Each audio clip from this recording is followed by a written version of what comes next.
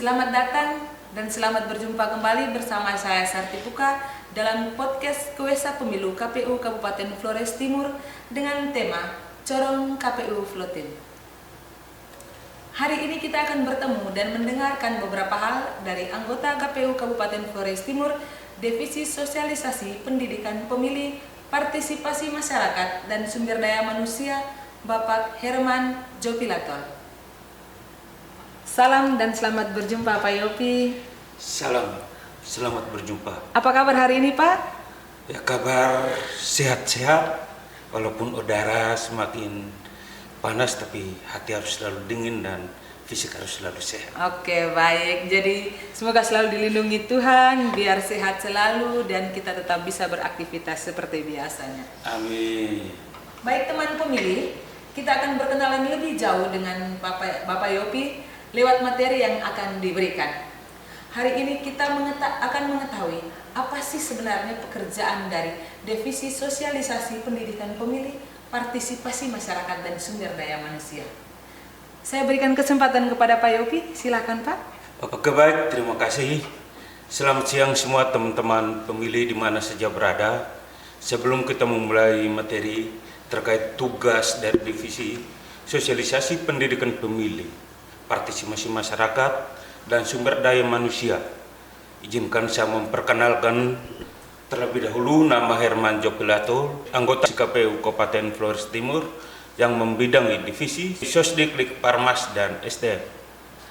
Mempunyai tugas untuk mengordinasikan, menyelenggarakan, mengendalikan, memantau dan evaluasi terkait kebijakan, sosialisasi kepemiluan, partisipasi masyarakat dan pendidikan pemilih, publikasi dan kehumasan, kampanye pemilu dan pemilihan, kerjasama antar lembaga, pengelolaan dan penyediaan informasi publik, rekrutmen anggota PPK, PPS dan KPPS, pembinaan etika dan evaluasi kinerja sumber daya manusia, pengembangan budaya kerja dan disiplin organisasi, pendidikan dan pelatihan, serta pengembangan sumber daya manusia.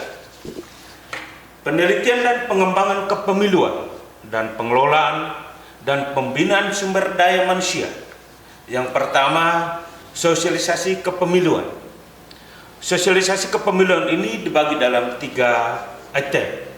Yang pertama, menyebarluaskan informasi mengenai tahapan pemilu, program dan jadwal pelaksanaan pemilu kepada masyarakat. Yang kedua, memberikan pemahaman mengenai pentingnya partisipasi dalam pemilu. Yang ketiga, menggunakan berbagai media dan metode komunikasi yang efektif untuk menjangkau seluruh lapisan masyarakat. Berikutnya, pendidikan pemilih. Pendidikan pemilih ini juga dibagi dalam 3 bagian yang besar, yaitu meningkatkan pengetahuan dan pemahaman masyarakat mengenai hak dan kewajiban sebagai pemilih, membekali pemilih dengan informasi yang objektif dan akurat mengenai calon dan partai politik, mendorong pemilih untuk menggunakan hak pilihnya secara cerdas dan tanggung jawab. Yang berikutnya, partisipasi masyarakat. Nah, partisipasi masyarakat ini juga dibagi dalam 3 item juga, yaitu pertama, mendorong dan memfasilitasi masyarakat dalam setiap tahapan penyelenggaraan pemilu. Yang berikutnya, membangun komunikasi yang baik dengan berbagai elemen masyarakat, termasuk organisasi masyarakat, tokoh agama, tokoh adat, dan kelompok rentan. Yang keempat, pengelolaan SDM. Pengelolaan SDM ini juga sama, semuanya dibagi 3 saja bisa. Dibagi 3 semua ya Pak ya, silakan Pak. Yang pertama, melakukan rekrutmen, seleksi, dan penetapan SDM yang berkualitas. Menyelenggarakan program pengembangan kompetensi SDM, termasuk pelatihan dan pendidikan yang berkelanjutan. Yang berikutnya, membangun budaya kerja yang profesional, berintegritas di lingkungan lembaga. publikasi dan kehumasan. Yang pertama, menyebarluaskan informasi mengenai kegiatan lembaga kepada publik melalui berbagai media. Menjalin hubungan baik dengan media massa dan media sosial. Mengelola informasi dan data publik secara transparan dan akuntabel. Yang terakhir, kerjasama antar lembaga. Membangun kerjasama dengan berbagai lembaga terkait baik pemerintahan maupun non-pemerintah dalam menyelenggarakan kegiatan sosialisasi dan pendidikan pemilih. Yang kedua, berpartisipasi dalam forum-forum diskusi dan kegiatan yang relevan dengan kepemiluan dan demokrasi. Begitu Ibu Sarti gambaran singkat terkait tugas dari Divisi Sosdiklik, Parmas, dan SDM. Oke, baik teman pemilih, telah dijelaskan kepada kita semua terkait apa sih pekerjaan Divisi Sosdiklik, Parmas, dan SDM. Ada banyak sebenarnya, terkait sosialisasi, ada yang terkait pendidikan pemilih, ada juga yang terkait rekrutmen ya Pak ya? Ya, rekrutmen badan ad hoc, terus ada lagi yang terkait publikasi dan kehumasan, kerjasama antar lembaga, dan sebenarnya pekerjaannya banyak tetapi belum diketahui oleh kita semua yang ada di luar sana. Baik Pak, yang pertama kita terkait sosialisasi. Sosialisasi ini kan pasti akan berjalan paling kelihatannya pada saat tahapan pemilu. Kira-kira sosialisasi apa saja yang telah, seperti apa saja yang telah KPU Kabupaten Flores Timur laksanakan di saat tahapan dan di saat sekarang non tahapan? Oke, baik, terima kasih. Ini yang penting untuk kita ketahui secara bersama.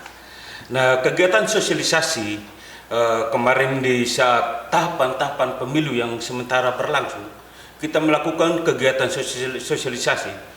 Yang pertama, sasaran kita itu adalah generasi Gen Z dan juga pemilih pemula.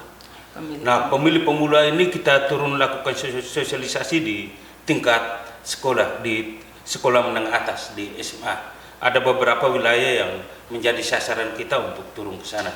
Dan juga kita turun sosialisasi di partisipasi rendah. Kalau untuk pilkada kemarin, sasaran kita itu adalah di beberapa kecamatan yang partisipasinya rendah. Oh, partisipasinya dibandingkan dengan pemilu. Karena pemilu kita melihat ada beberapa kecamatan yang partisipasinya rendah, maka di pilkada itu kita sasarannya di situ. Dan juga ada beberapa wilayah yang terluar, misalnya di daerah-daerah yang susah untuk dijangkau. Di situ yang kita turun melakukan sosialisasi, memberikan pendidikan yang maksimal kepada masyarakat sehingga di saat hari H masyarakat bisa menentukan pilihan mereka dengan tepat. Oke, baik. Jadi pada saat sosialisasi itu sasarannya itu termasuk dengan siswa-siswi di SMA ya Pak? Iya. Karena mereka pemilih pemula. Mereka pemilih pemula. Jadi kita harus menjelaskan bagaimana cara memilih, bagaimana di saat masuk di TPS, cara memilih seperti apa. Kita harus menjelaskan secara detail kepada sahabat-sahabat pemilih pemula kita. Oke, baik Pak.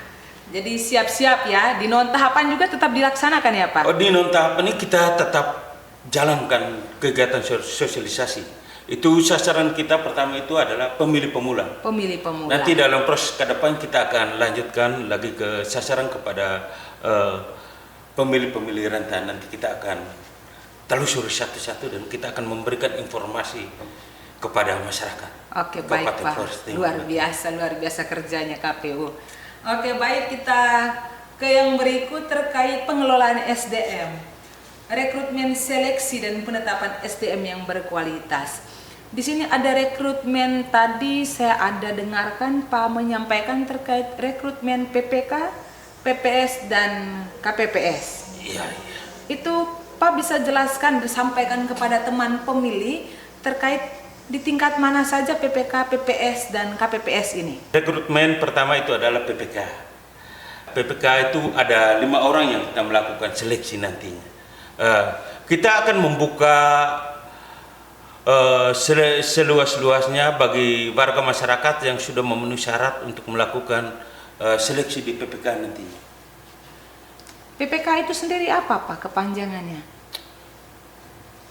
Panitia Pemilihan Kecamatan.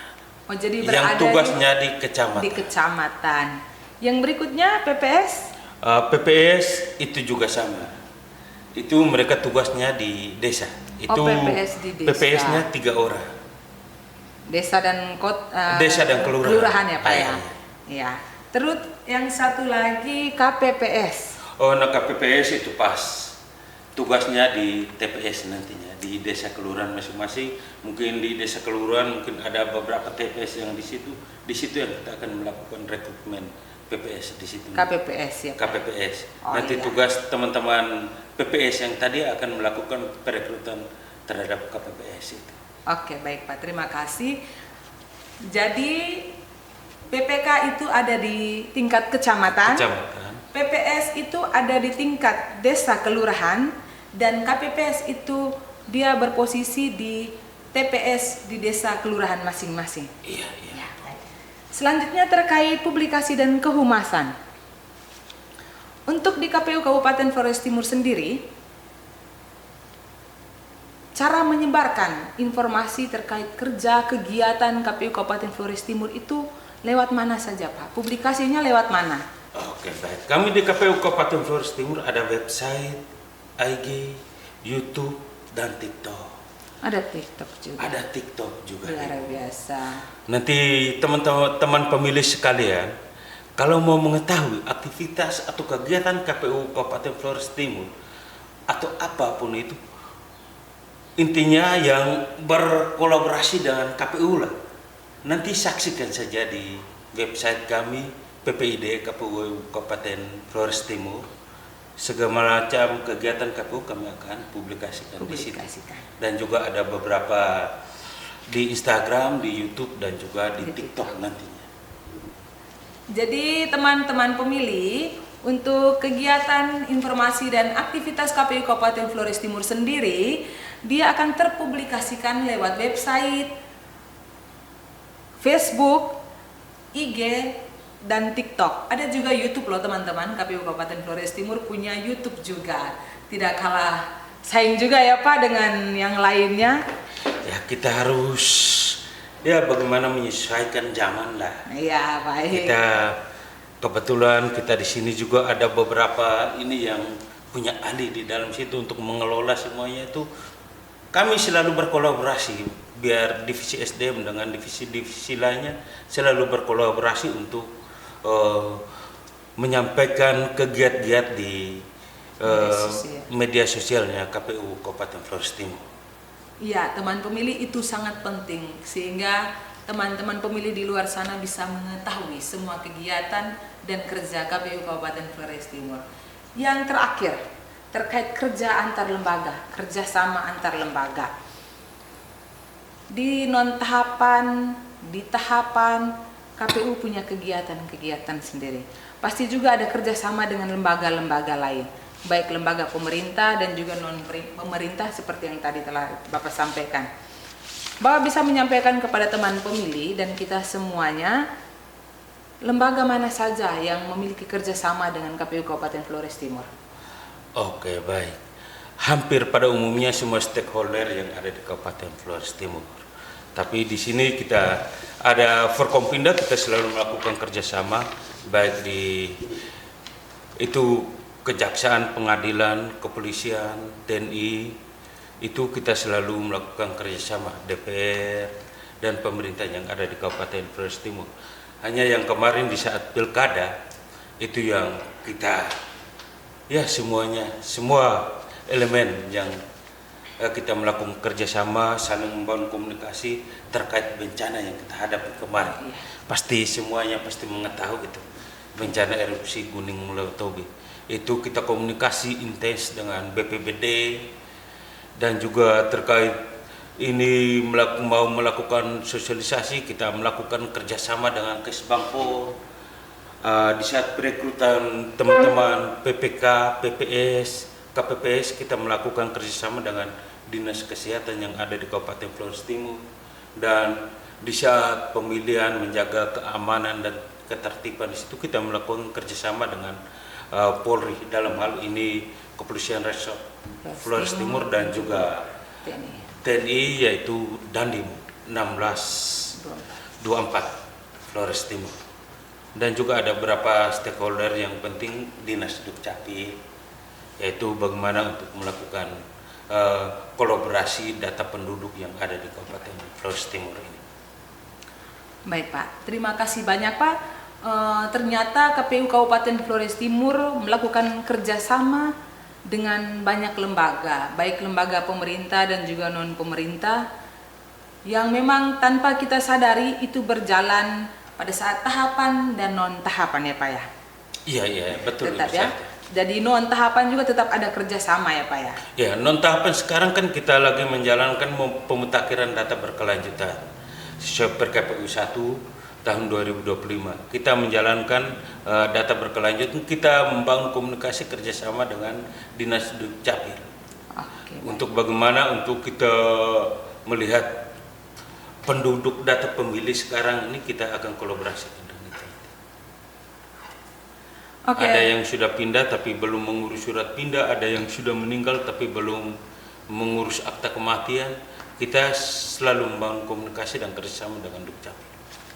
Baik Pak, terima kasih banyak Pak Yopi atas segala informasi dan penyampaian kepada teman pemilih dan kita sekalian tentang apa sih sebenarnya pekerjaan dari Divisi Sosialisasi Pendidikan Pemilih, Partisipasi Masyarakat dan Sumber Daya Manusia pada KPU Kabupaten Flores Timur. Teman pemilih, kita akan berjumpa kembali dalam podcast KWSA Pemilu dengan tema selanjutnya. Salam KPU melayani. Salam.